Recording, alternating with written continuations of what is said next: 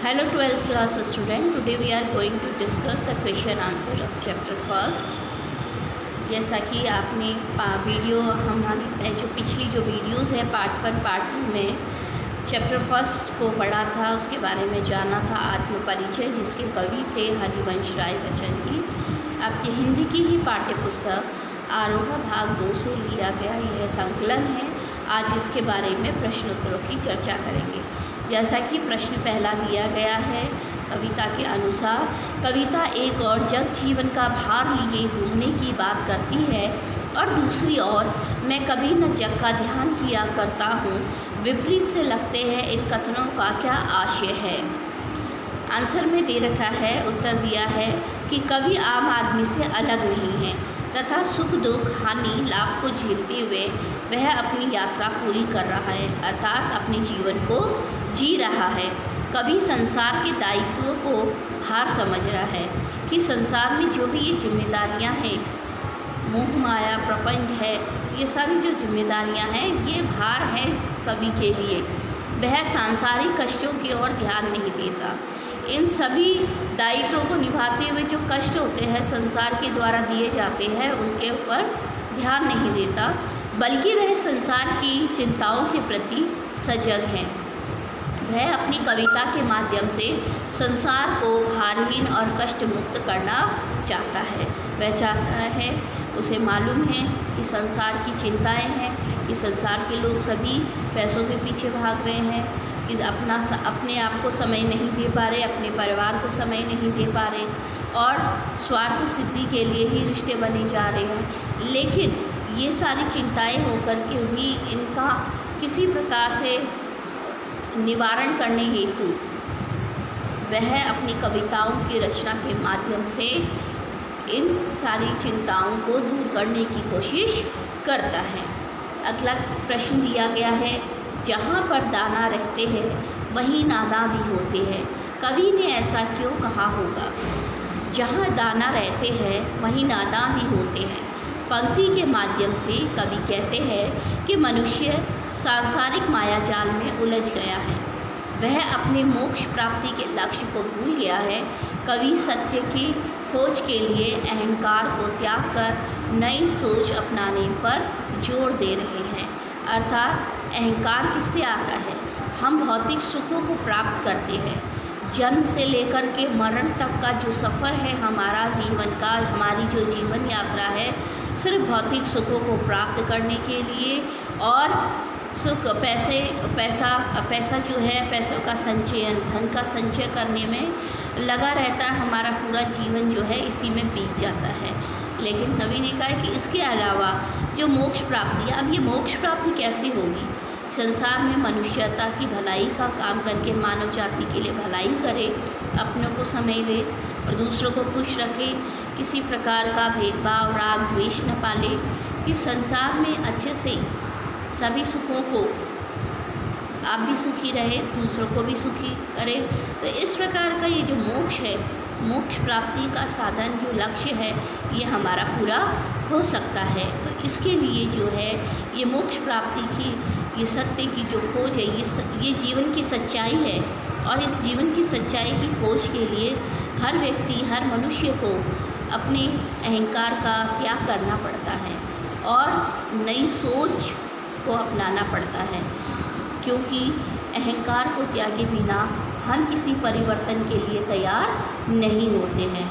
हमारे जीवन में परिवर्तन तभी आएगा जब हमारे अंदर का अहंकार दूर होगा। प्रश्न नंबर 3, मैं और जग और कहाँ का नाता। पंक्ति में शब्द की विशेषता बताइए। यहाँ पर जो और शब्द पंक्ति में दिया गया था पद्यांश, ये पहला जो और शब्द जो है, और शब्द यहाँ पर 3 बार प्रयोग में हुआ है इस पंक्ति में, और पहला जो शब्द दिया गया है अतः यहाँ यमक अलंकार है। यमक अलंकार का अर्थात इस शब्द की पुनरावृत्ति हुई है, यह दोबारा पुनः दोहराया गया है, इसीलिए यह यमक अलंकार है। पहले और में कवि स्वयं को तो क्या कहता है कि वह आम आदमी से अलग है। दूसरे और में प्रयोग में जो दूसरे और का जो प्रयोग किया गया है उसमें संसार की विशिष्टता के बारे में बताया गया है। विशिष्टता अर्थात संसार की खासियत, विशिष्टता के बारे में बताया गया है। तीसरे और के प्रयोग, तीसरा जो और शब्द प्रयोग में लिया गया है उसका प्रयोग संसार और कवि में किसी तरह के संबंध को नहीं दर्शाने के लिए किया गया है। संसार और कवि में किसी तरह का संबंध नहीं है, जिसमें और कह रहे हैं कि कवि कि संसार का और मेरा दोनों का विपरीत नाता है। संसार सुख के पीछे भागता है, लेकिन मैं वो वाला सुख चाहता हूँ, उस सुख के पीछे भागता हूँ जिसके पीछे संसार नहीं भागता। और मैं जिस सुख के पीछे भागता हूँ उसके पीछे संसार नहीं भागता। अर्थात संसार तो भौतिक सुखों को प्राप्त करने के लिए भागना, लेकिन मैं भाग रहा हूँ अपनी आत्मसंतुष्टि के लिए, मानव सेवा के लिए, परिवर्तन के लिए। अगला प्रश्न है, शीतलवाणी में आग होने का क्या अभिप्राय है? कवि ने यहाँ विरोधाभास अलंकार का प्रयोग किया है कि वाणी शीतल है, लेकिन आग के होते हुए वाणी शीतल कैसे है? तो दोनों बातों में विरोध जो है, इस पंक्ति में जो है एक विरोध बताया गया है दोनों शब्दों के साथ में। इसका आशय यह है कि कवि अपनी शीतल और मधुर आवाज़ में भी जोश, आत्मविश्वास, साहस, दृढ़ता जैसी भावनाएं बनाए रखता है ताकि वह लोगों को जागृत कर सके। कि शीतल और मधुर आवाज़ में भी, कि आवाज़ बहुत ही मधुर है, ऐसा लगता है सुनने पर कि शीतलता प्रदान करने वाली, कोमलता प्रदान करने वाली मधुर आवाज़ है, रस घोल देने वाली। लेकिन जो आग रूपी जोश है, आत्मविश्वास है, साहस है, ये इन जैसी भावनाएं जो है कवि के दिल में है।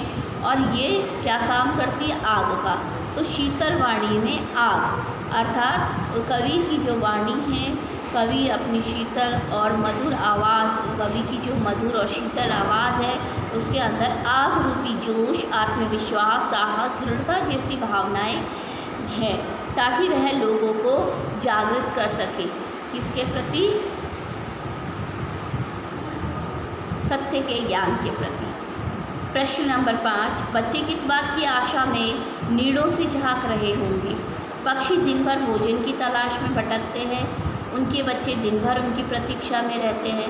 शाम को उनके घर लौटने के समय बच्चे कुछ पाने की आशा में घोंसलों से झांक रहे होते हैं कि पक्षियों के बच्चे उनका इंतज़ार कर रहे होते हैं और वे आएंगे, उनको दाना पानी चुकाएंगे और उनसे प्रेम पूर्वक भेंट करेंगे, प्यार करेंगे और स्नेह करेंगे और अपने बच्चों को स्नेह करेंगे। इस प्रकार की उम्मीद लिए हुए जो बच्चे हैं इस आशा से नीड़ों से झांक रहे होंगे। अगला प्रश्न है, दिन जल्दी जल्दी ढलता है कि आवृत्ति से कविता की किस विशेषता का पता चलता है? दिन जल्दी जल्दी ढलता है कि आवृत्ति से यह प्रकट होता है कि लक्ष्य की तरफ बढ़ने वाले मनुष्य को समय बीतने का पता नहीं चलता है। गंतव्य का स्मरण पथिक के कदमों में स्फूर्ति भर देता है। कि मंजिल जब है, मंजिल सामने होती है, मंजिल तक पहुंचना है किसी राहगीर को और उसे मंजिल तक पहुंचने की जो उम्मीद है और उसकी जो याद स्मृति पटल पर उसकी रहती है जब तक, तो तब तक उसके कदमों में स्फूर्ति रहती है। जिस प्रकार से विद्यार्थी जो होते हैं, विद्यार्थियों की परीक्षा में कौन सी मंजिल होती है? पेपर पूरा करके टाइम पर, समय पर देना, कंप्लीट करना पेपर को, कुछ भी प्रश्न नहीं छूटे, है ना, किसी प्रकार का क्वेश्चन नहीं छूटे, उसका आंसर कंप्लीट करके आपको आंसर शीट में लिख करके देनी है, पूरा पेपर कंप्लीट करना है टाइम पर। और यहाँ क्या होता है कि इतना लंबा समय भी 2-3 से 3.5 घंटे भी एग्ज़ाम जो विद्यार्थियों के लिए बहुत कम पड़ जाते हैं। अंत समय में क्या होता है, लास्ट में आते आते जब समय बहुत कम रह जाता है तो उस समय सीमा को ध्यान रखते हुए विद्यार्थियों की जो राइटिंग स्पीड होती है वो और भी बढ़ जाती है, पेपर करने की स्पीड और बढ़ जाती है, दिमाग और जागृत हो जाता है और उनके मन में रहते हैं कि समय तो बहुत कम है, अभी तो बहुत ज़्यादा लिखना है, अभी तो और लिखना है। तो उनके जो हाथ हैं, उनकी जो उंगलियाँ, हाथ और उंगलियाँ जो है राइटिंग स्पीड को और बढ़ा देती है। तो इसी प्रकार से जब दिन जो कोई राहगीर होता है अपने मंजिल पर पहुंचना चाहता है तो अपने मंजिल पर जल्दी पहुंचने के ख्याल से उसके कदम भी बहुत जल्दी चलते हैं। तो इस प्रकार से हमारे जो प्रश्न उत्तर इस पाठ के पूर्ण हुए और हमारा प्रथम पाठ जो पहला पाठ है आरोह भाग 2 से लिया गया आत्मपरिचय कवि हरिवंश राय बच्चन जी का ये पाठ संपूर्ण होता है। उम्मीद है आप सभी को समझ में आया और आप सभी इसको सुनेंगे, इस वीडियो को अच्छे से सुनिए और प्रश्न उत्तर अच्छे से लर्न करिए। प्रश्न उत्तर लर्न करने से पहले आप इस पाठ के भावार्थ को अच्छे से समझिए। तब तक के लिए now have a nice day all.